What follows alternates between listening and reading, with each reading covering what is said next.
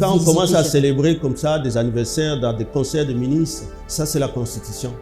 Quand on signe tout le temps les cessez-le-feu là-bas, pendant que la population demande que les promesses faites en campagne pour dire que s'il y a une ville de plus qui tombe, c'est le Rwanda qui sera attaqué. Mais qu'aujourd'hui on ne voit rien.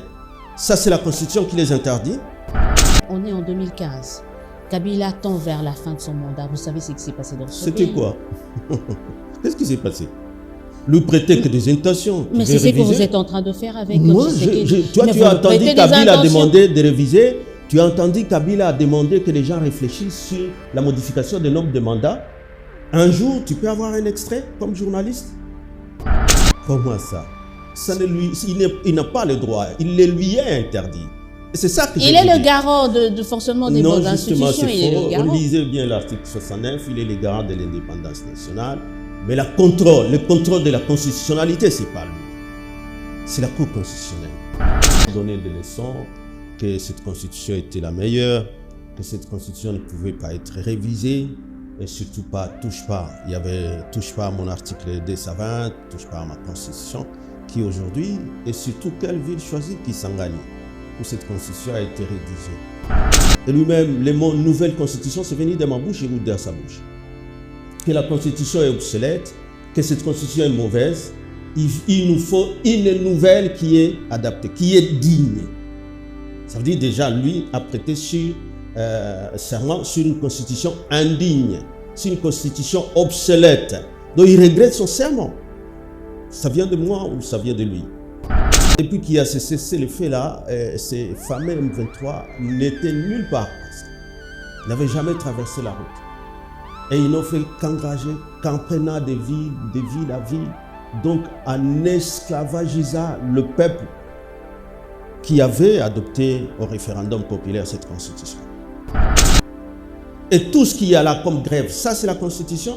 Tout ce qu'il y a comme détournement dans des fonds publics, dans le trésor, qui sont dénoncés par eux-mêmes, ça c'est la constitution.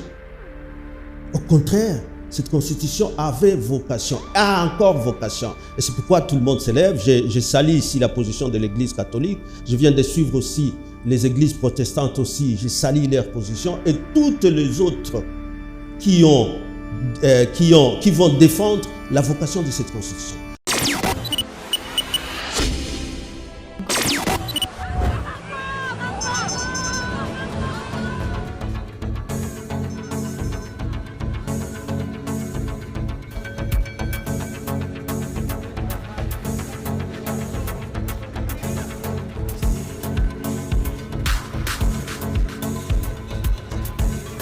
Nous allons parler du FCC qui dit niet à la proposition, à la réflexion autour de la révision ou du changement de la Constitution. Pour parler de tous ces sujets et de bien d'autres, mais juste carrément de ces sujets, j'ai le plaisir de recevoir, j'allais dire le seul qui nous reste, au FCC. Je ne cesserai de me répéter, mais je vous présente quand même et puis je vais ajouter un commentaire après. J'ai le plaisir de recevoir Ferdinand Cambéré. Bonjour et bienvenue. Bonjour madame. Non mais je vous ai vu sourire, mais c'est tellement vrai. Vous étiez nombreux quand vous étiez au pouvoir. Non. Certains risquent de dire quand vous étiez à la mangeoire. Mais quand vous êtes à l'opposition, vous vous retrouvez seul. Et à chaque fois que j'ai l'opportunité de vous interviewer, mais je pense à ça, à tout. Où est-ce qu'ils sont tous passés? Pourquoi ils parlent pas? Ils sont dans la résistance. Et la stratégie est peut-être celle-là. Il faut qu'il y ait au moins un qui parle. Non, mais quand on est dans la mangeoire, tout le monde parle. Mais quand on n'est plus, c'est quelques-uns, voire une personne qui parle. Non, je trouve que c'est...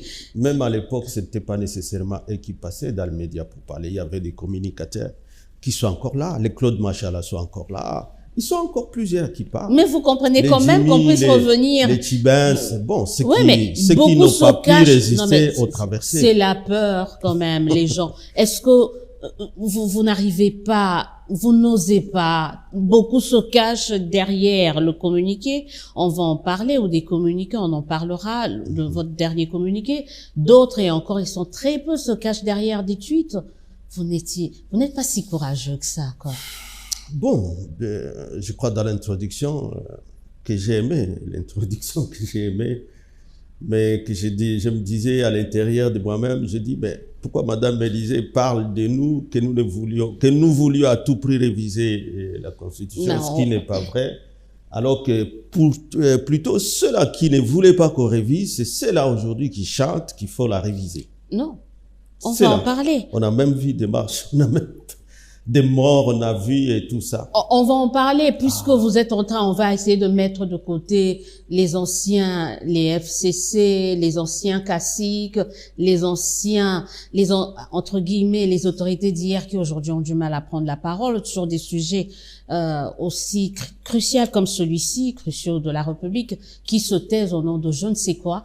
On parlera le moment venu. Il faut qu'on en parle parce qu'ils peuvent pas nous faire ce coup-là après avoir géré 18 ans et qu'aujourd'hui se taire au nom de je ne sais quel principe. On pourra en parler, mais on revient sur l'actualité. Vous avez parlé tout à l'heure de mon introduction. Non, mais vous êtes l'arroseur d'hier qui risque d'être arrosé aujourd'hui. Non, c'est peut-être le contraire. Comment ça, le contraire? contraire? C'est ceux-là qui ont donné des leçons, que cette constitution était la meilleure, que cette constitution ne pouvait pas être révisée, et surtout pas, touche pas à mon article 10 à 20, touche pas à ma constitution, qui aujourd'hui, et surtout quelle ville choisie, Kisangani, où cette constitution a été rédigée.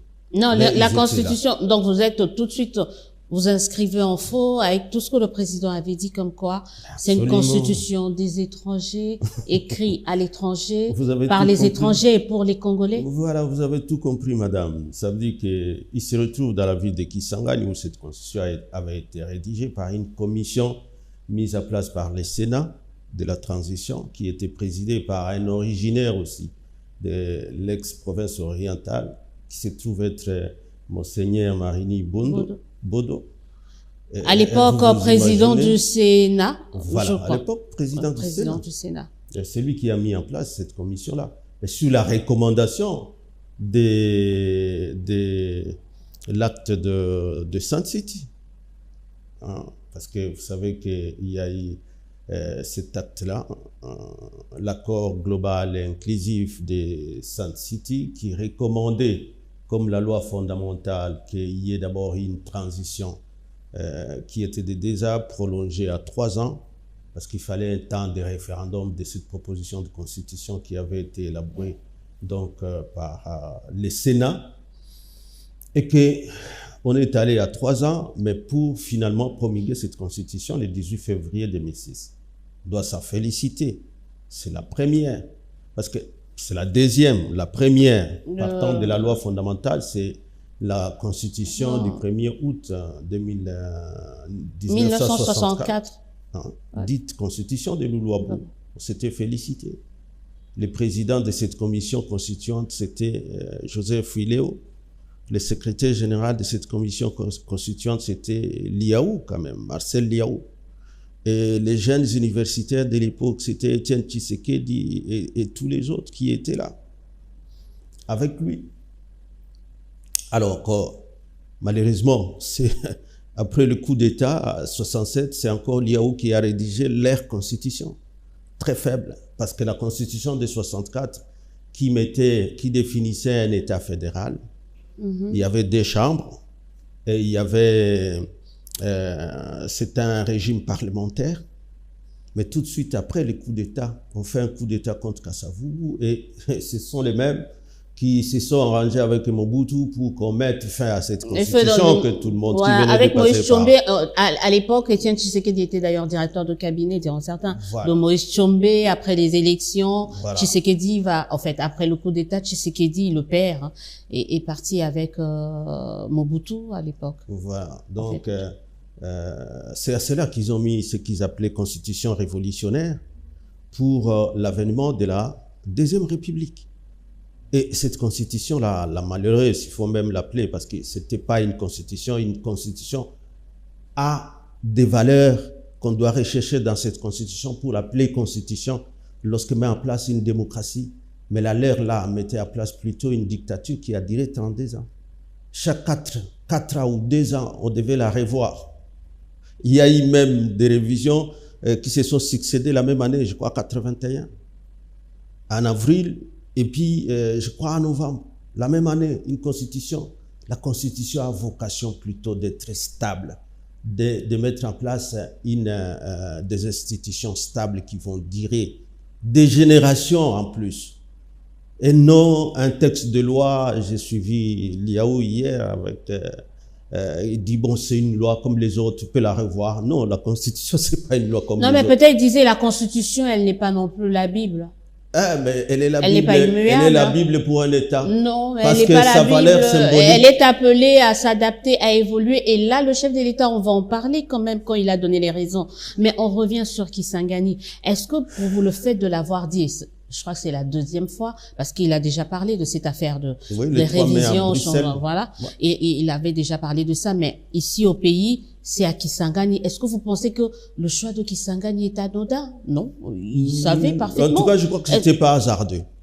Bah voilà, donc il voulait un message. C'est une ville révolutionnaire. C'est une ville révolutionnaire. C'est une ville, voilà, où on peut faire passer le message de ce genre-là. Pour désacraliser la Constitution, qui est venue de là, parce qu'elle est venue de là.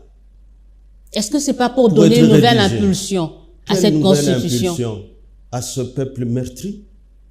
Ah bon? Et en même temps, c'est quand même pendant le conseil des ministres à Kisangani où les points importants, ce n'est pas la guerre à l'Est, ce n'est pas où c'était l'anniversaire de Madame la Première ministre. Quand même, non, mais tout ça, non, mais c'est ce que vous avez retenu. Oh. C'est pas de sa faute. On a suivi le compte rendu du Conseil de ministres. Chacun retient ce qu'il veut. Donc, si vous avez retenu l'anniversaire de Madame Judith Suminois, nous, on a retenu autre chose. Il a été vraiment question de beaucoup de choses. Oui. Mais c'est lui qui l'a dit. Il a dit que c'était important avant de passer à tout autre point. Et c'est ce qui a été, c'est ce que les Congolais ont retenu. Donc, pour eux, l'essentiel, c'était le changement de la Constitution. Pour eux, l'essentiel, c'était fêter. Mais entre-temps, est-ce qu'ils croient que les Congolais sont en train de fêter avec eux? Ou ils sont carrément distancés du monde qu'ils sont censés diriger? Mais pendant ce temps, c'est même ce matin qu'on nous parle toujours de la guerre autour de Walikale. Mais ils se contentent de cesser les faits signés à Luanda. Non, mais faut pas encore... je crois qu'il y a notre armée qui est au devant. Oui, mais ils se battent. Il y a des militaires qui sont au front. Mais c'est ce que donc, vous ne pouvez pas dire qu'on croise les bras. C'est comme si l'armée ne faisait rien. C'est comme si nos militaires n'étaient pas au front, ne se battaient pas. Madame. Mais ils se battent. Depuis qu'il y a cessé les faits là, ces fameux M23 n'étaient nulle part presque. Ils n'avaient jamais traversé la route.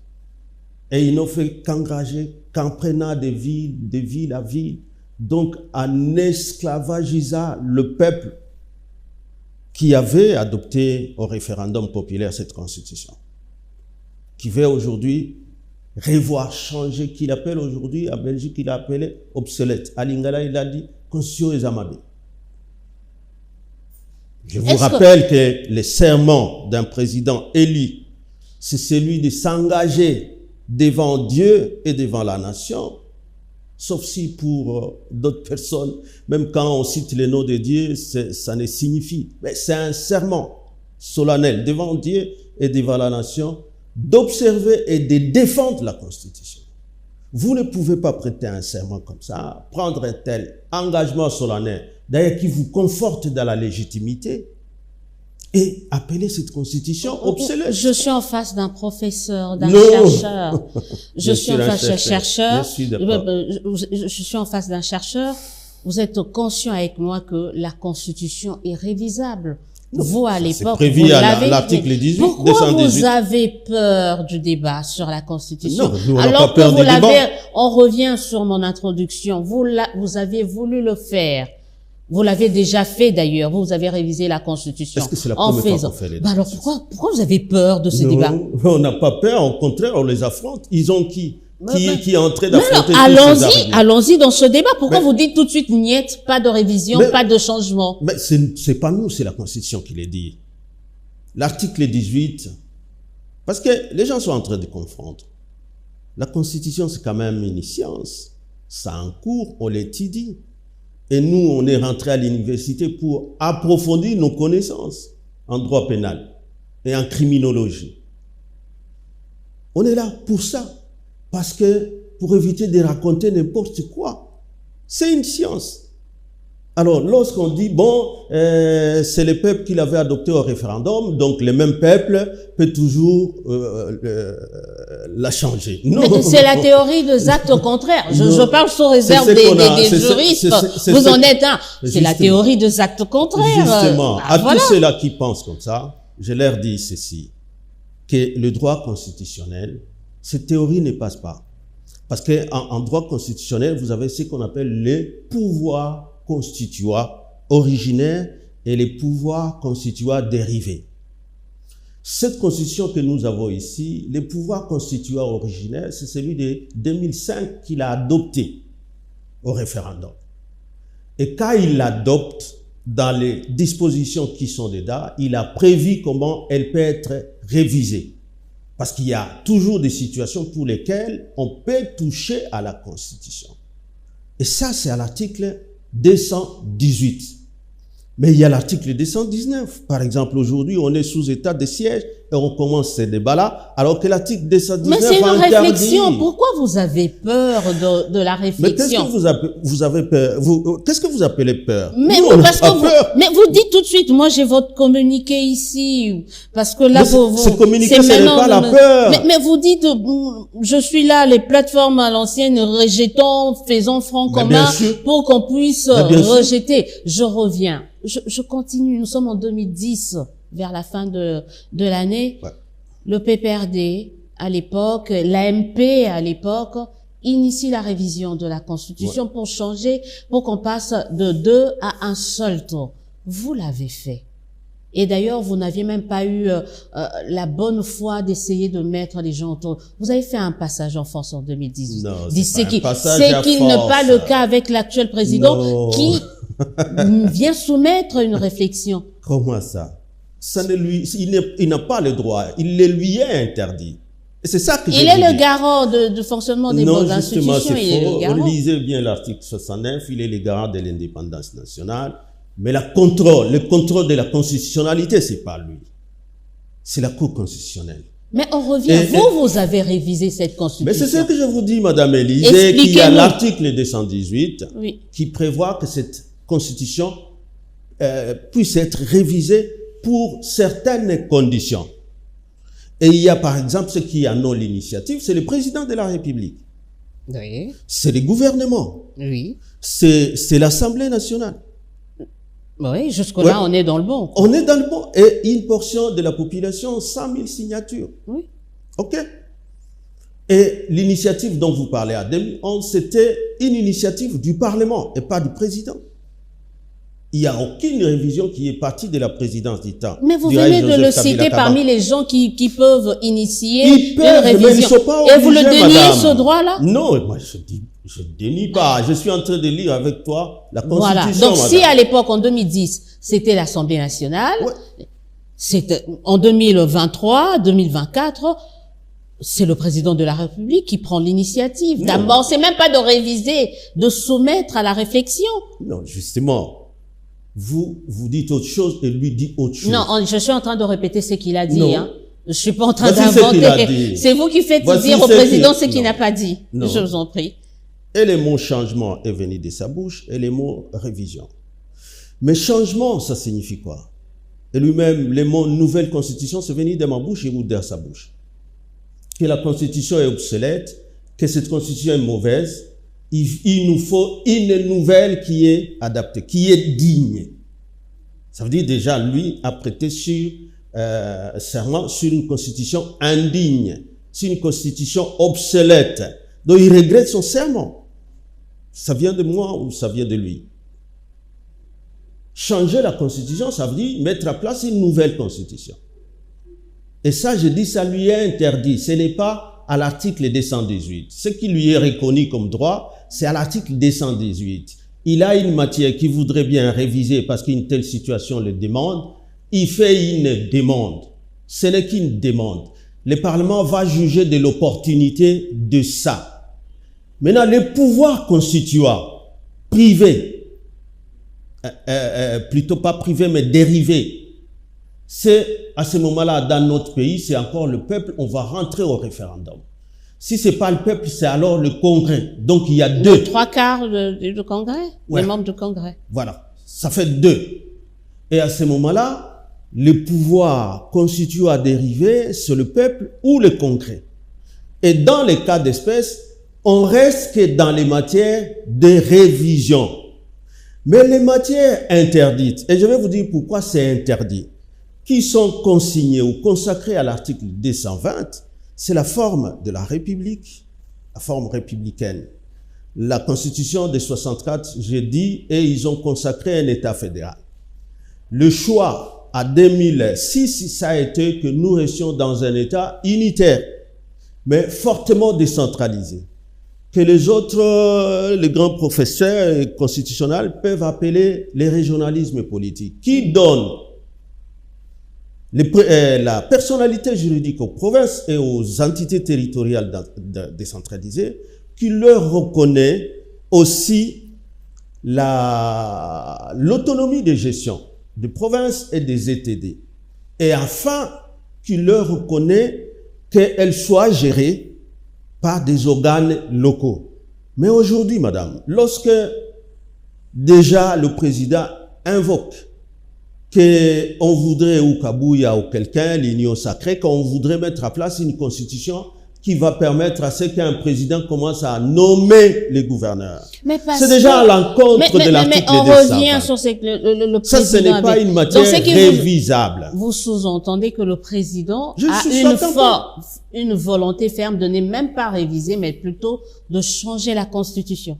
Non, ça veut dire que c'est eux-mêmes qui le disent. Élysée. Peut-être tu es venu à défenseur ou défenseuse. Non, mais je pose des questions parce que moi, c'est que j'entends. Poser les questions et moi, je vous explique oui, c'est eux-mêmes qui parlent, par exemple, du nombre de mandats. Le nombre de mandats aussi est limité parce que c'est une valeur philosophique d'une constitution que de limiter les mandats.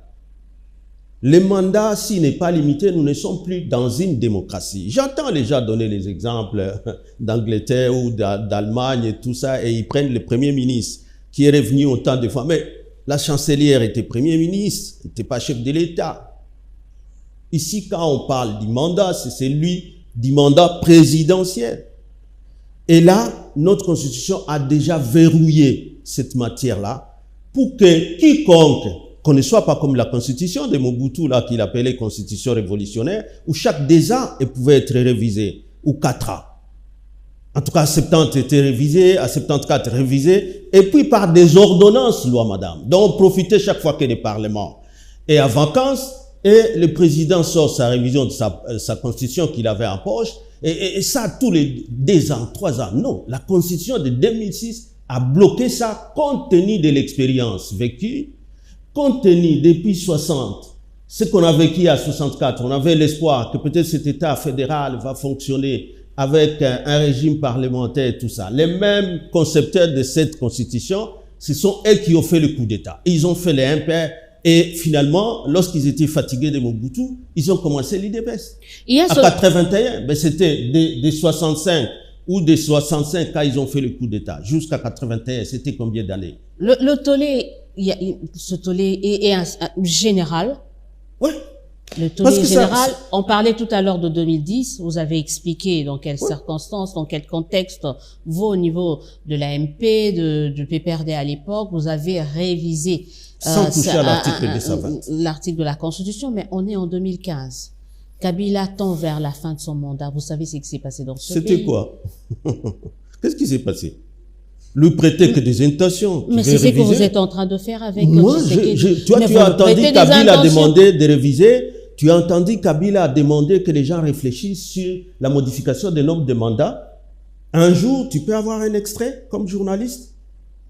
Il a Donc déjà vous dit n'êtes ça. pas dans un processus. Mais il y avait peut-être des réflexions déjà isolées. Mais comme institution, ici, le président de la République n'est pas la personne instigateur. Kabila était resté égal à lui-même. Il a soufflé. On a vu des gens. Alors, mais pourquoi il y a eu les événements de 2015, 2016? Vous savez ce qui s'est passé dans ce pays. Justement, c'était dire non à un 3e mandat de Joseph Kabila. Mais parce qu'il prétendait quoi? Il pensait que quoi? qu'il fallait que tout le temps il se prononce, je serai candidat au 3e également, mandat. Mais vous étiez là à ses côtés, vous nous disiez le contraire, c'est ce De que vous êtes quoi? en train de Le dire. contraire de quoi? Qu'il fallait donner, vous savez, la révision, l'inanition de la nation. Mais ça fait la quoi? révision, la réflexion à l'époque, parce C'était qu'on une en est réflexion là, scientifique. à l'époque. Ben voilà, C'était aujourd'hui, une- vous ça- déniez aux autres d'avoir cette réflexion Non, c'est scientifique. que le président a fait à Entre Kisangani. l'inanition de la S'il nation, vous plaît, entre la qu'ils révision de la écrivent aussi. Constitution S'il vous plaît. et l'inanition de la Alors, nation. On voudrait bien voir aussi les articles scientifiques, mais que ça ne vienne pas du président. Je ne sais pas si Non, mais parce que on le est en président, train de il se peut pas comprendre. écrire. Oui. Parce que quand ça vient du président, alors que lui a prêté serment devant Dieu, de faire observer cette constitution, de défendre cette constitution, dans l'état où elle est, lui a l'obligation. Et c'est sous serment. Et c'est à cela que la constitution ici, différemment des autres, a même prévu des infractions politiques, des infractions de haute trahison, lorsque vous voulez la violer sans la respecter. Donc, je Mais pense qu'on c'est n'est à pas en cela. train d'accuser le président de trahison, quand même. Mais quoi? Vous êtes La en train de Constitution, sous-entendre. finalement, elle était rédigée pour qui? Pour les simples citoyens, mais ça peut pas être rédigé pour ceux qui dirigent. Et Donc, disait, nous devons monter à mentalité. Et en L'état réflexion, de vous droit. déniez au président Quoi? son droit de réfléchir. Non, est-ce qu'il vous a dit qu'il est en train de réfléchir? Mais il a dit. Mais quand il dit qu'il va créer la commission, c'est en vertu de quel article? Mais pour la réflexion. Non, je vous dis, je vous demande, pas un c'est en endossement. vertu de quel article? Mais ces initiatives, les prérogatives du président, Non, vous le justement, déniez. ça le lui est interdit, malheureusement. Donc aujourd'hui, le problème de cette constitution, c'est pas tant la révision, c'est pas tant la réflexion, mais encore le changement, mais c'est le fait seulement que le président, que l'initiative puisse venir Non. du président de la République. Non, justement parce que en matière de changement de constitution, ça le lui est interdit. Nous venons de parler ici du pouvoir constituant originaire. C'était à 2006 et c'est tout. Ce pouvoir constituant originaire a cédé son pouvoir au pouvoir constituant dérivé, qui est le Congrès ou le peuple. Et quand il revient, c'est simplement comme pouvoir réviseur de la Constitution. Venez avec les matières de révision, on le lui reconnaît. Et lui n'a que l'initiative. Mais celui qui va adopter, c'est le pouvoir dérivé, le pouvoir constituant dérivé. Ça veut dire, les textes que vous soumettez pour la révision, elle sera soumise au peuple. À ce moment-là, le peuple est consulté comme les pouvoirs constituants dérivés.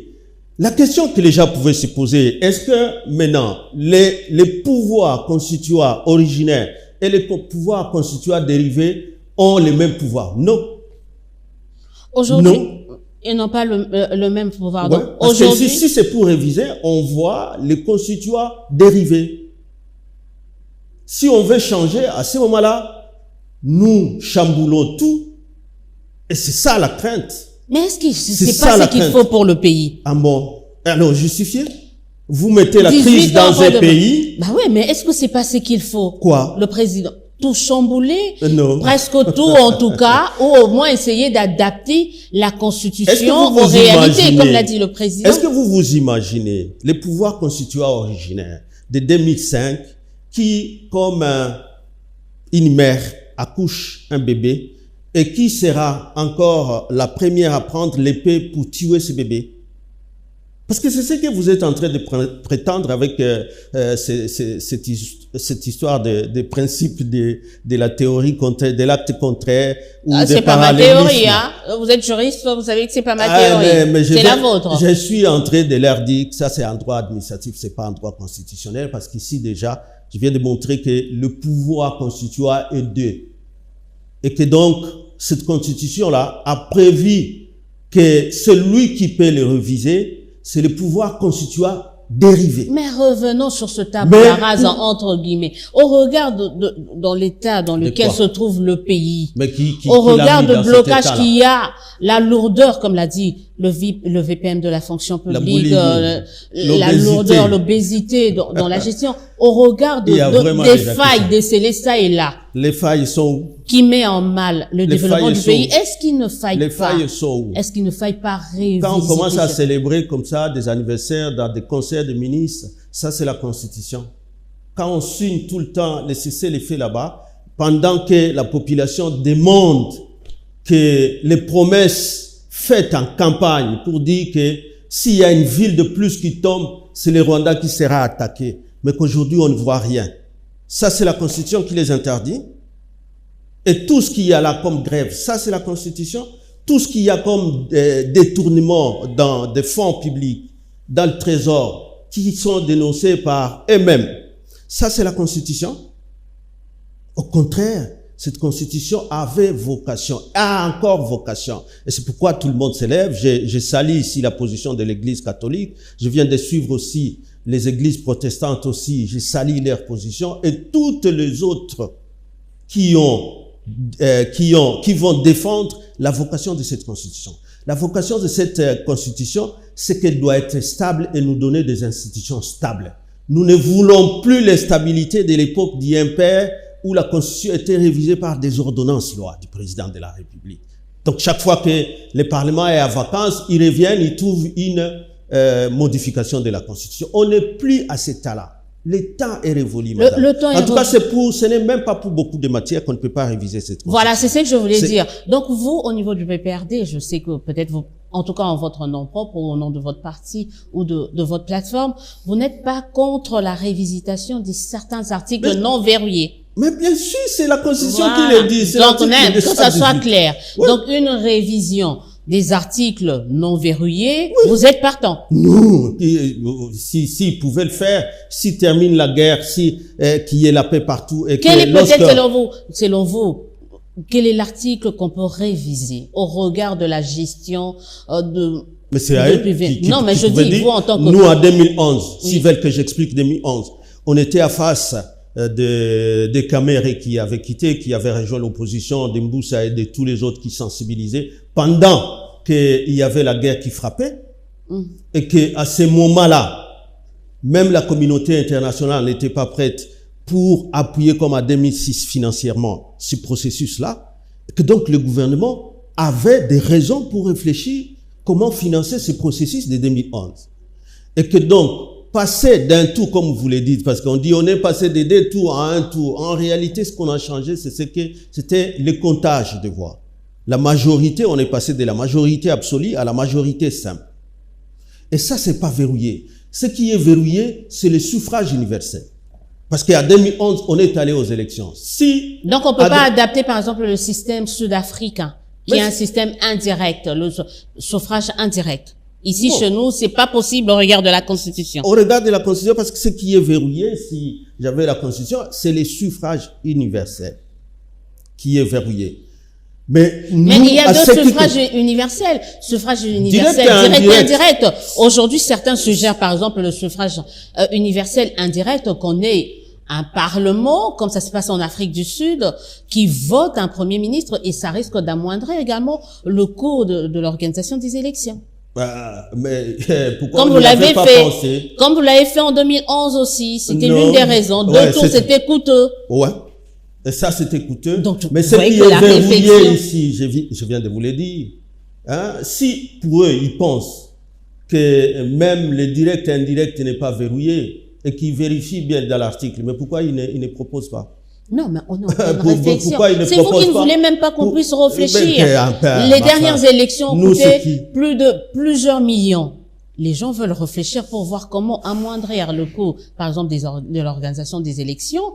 Cela passe par une révision. Une matière qui n'est pas verrouillée à l'article 220 est révisable.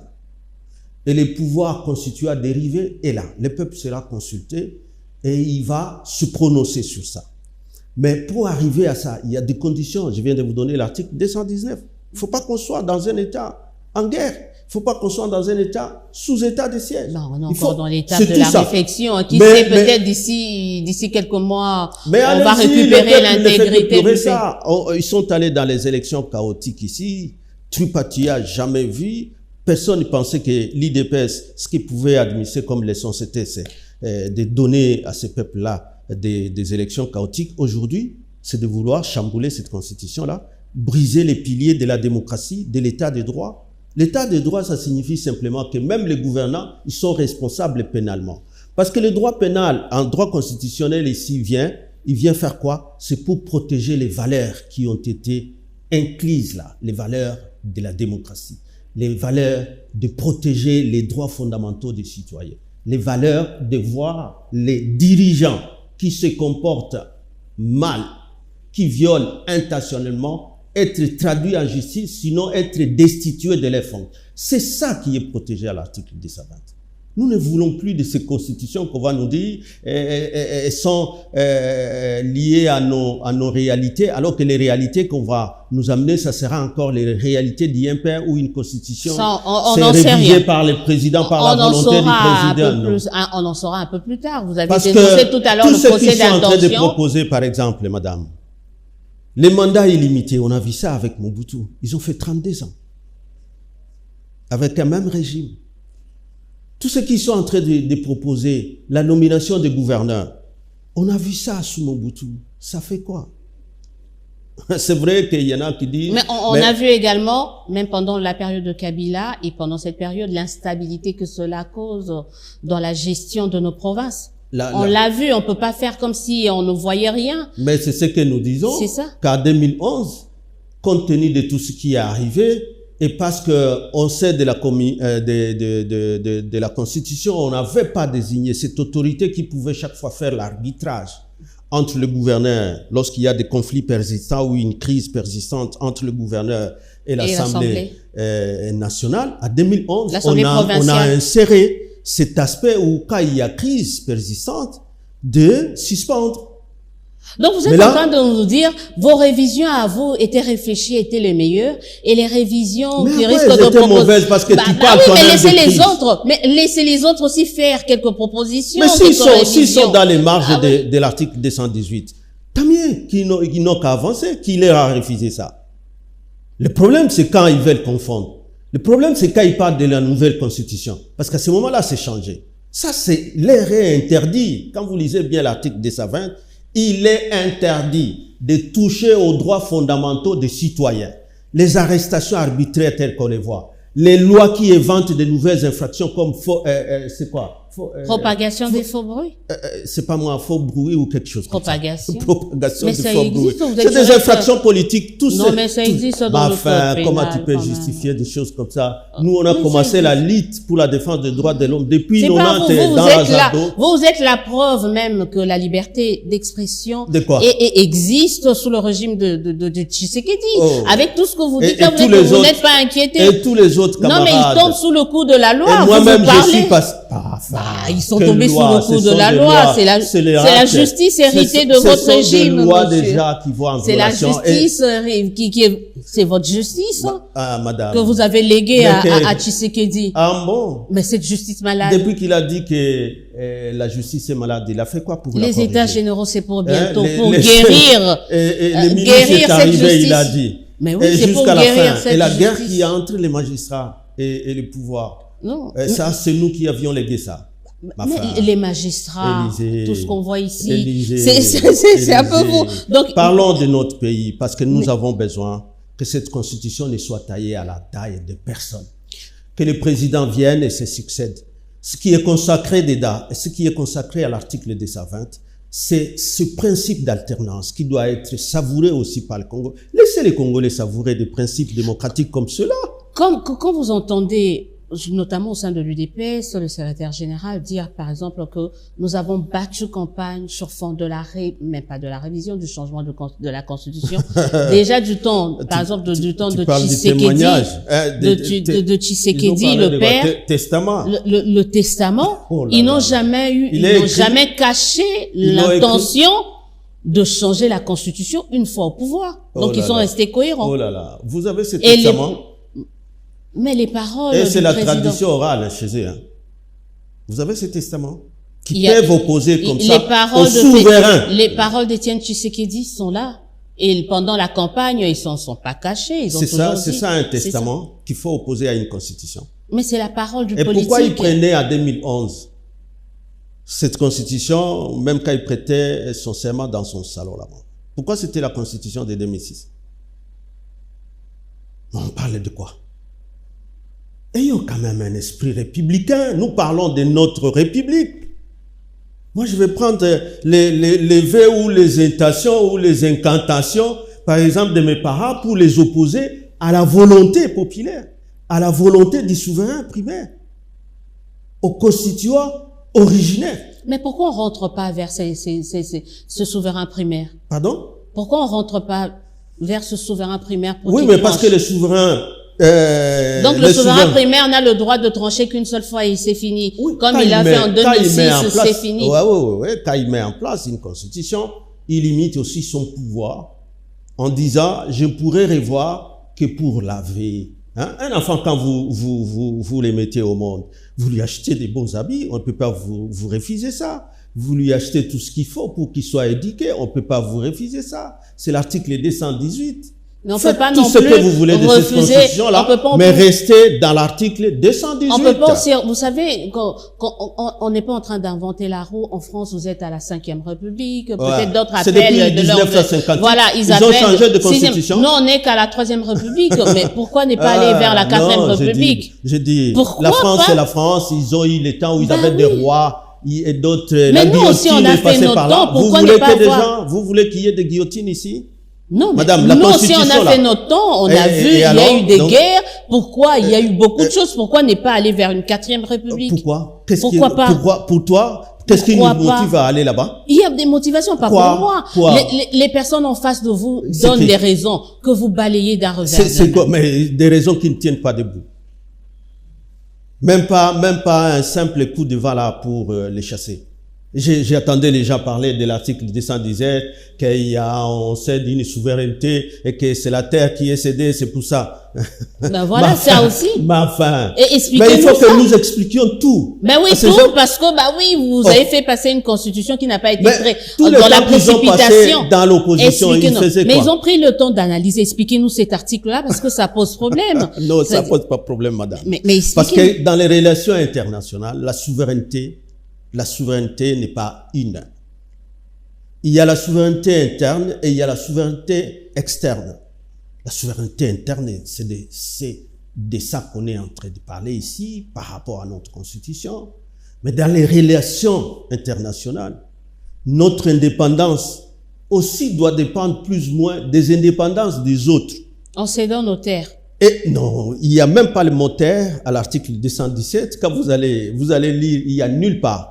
C'est juste un article qui est dans un titre par rapport aux traités internationaux, traités et accords internationaux, comme le traité de l'OADA, comme les statuts de Rome, comme lorsque vous y adhérez, notre constitution a prévu déjà, si on trouve dans ces traités une disposition... Donc la prépondérance voilà, des règles c'est le principe moniste.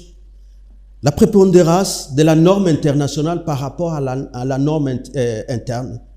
Donc, et ça demande, cet article-là, c'est ça qui a comme conséquence, lorsque nous signons des traités, comme ce que je viens de vous dire, traité de Rome, traité OADA et les autres, si dans ces traités, il y a une disposition qui énerve notre constitution, avant que le Parlement ratifie ces traités-là, on doit d'abord réviser la Constitution. Alors, les gens qui vous disent que notre Constitution ne peut pas être révisable, c'est des menteurs. Il y a la procédure pour réviser. Donc, cette disposition de l'article 217, ça n'a rien à voir avec les terres. Ça n'a rien à voir. Et même quand ils lisent, quand vous lui demandez, faites un exercice, lisez l'article 217. En tout cas, à la maison. Et ils oublient qu'il y a même l'article l'article 56 et l'article 57, où lorsque vous prenez des accords ou des conventions qui cèdent plutôt des terres, qui font des concessions, ainsi de suite, en privant le peuple congolais de leur droit de subsistance, c'est des infractions de haute trahison. C'est prévu comme une infraction, encore une fois, lorsque c'est des autorités qui signent. Et c'est ça l'avantage qu'il y a dans cette constitution, où on a solidifié, on a protégé par le droit pénal toutes ces valeurs que protège cette constitution-là. Parce que sans le droit pénal, les gens pouvaient chaque fois se réveiller comme maintenant. C'est moi le président, je voudrais que ça change et que ça change automatiquement. Non, mais il n'a pas dit de cette façon. Il a dit qu'il va mettre en place une commission pluridisciplinaire. Et on parle de cette commission-là. Vous allez y participer ou non? Élysée, il doit nous dire. Oui, parce que... Il faut d'abord qu'il vous fixe qu'il n'y aura pas changement de la Constitution, mais révision. Non. Le pouvoir de créer une commission constitutionnelle, il doit les tirer de la Constitution, madame. Il doit les tirer de la Constitution. Ce qui lui est reconnu ici, c'est de demander. Ce n'est même pas de faire. Donc même la mise en place de cette commission est anticonstitutionnelle. Mais il va le faire en vertu de quelle disposition dans la Constitution? Il va le faire en vertu de quoi? Ce qui lui est reconnu comme président de la République, c'est d'initier une révision constitutionnelle pour des dispositions qui ne posent pas de problème avec l'article 220. Et avec l'article... Mais cette commission pourra déterminer s'il faut qu'il y ait révision ou changement de la Constitution, peut-être en y intégrant, en vous intégrant dans cette commission, vous pouvez faire peser peser de tout votre poids. On est là comme ça ne vous tente pas, nous cette faisons commission. La résistance contre un régime qui avait promis de tout déboulonner donc et vous qui dites est en train aujourd'hui, maintenant c'est la manifestation. Pardon? Non à toute réflexion, non à les réflexions, les gens les écrivent, non? Et on a le temps de répondre. Si c'est scientifique, les scientifiques répondront. Le cabinet du président n'est pas constitué que par les présidents. Il y a, j'espère, des professeurs et autres. Mais lui, il ne peut pas nous annoncer qu'il va créer une commission. Nous devons demander, tu vas tirer ça de quelle disposition de la Constitution? Ah oui. C'est à partir de là que vous allez vous déterminer. Ah, mais ce sera déjà la tendance, aller vers les fruits interdits. C'est ça, déjà quand le discours commence. Ah, il crée. Ah, ça devient dangereux.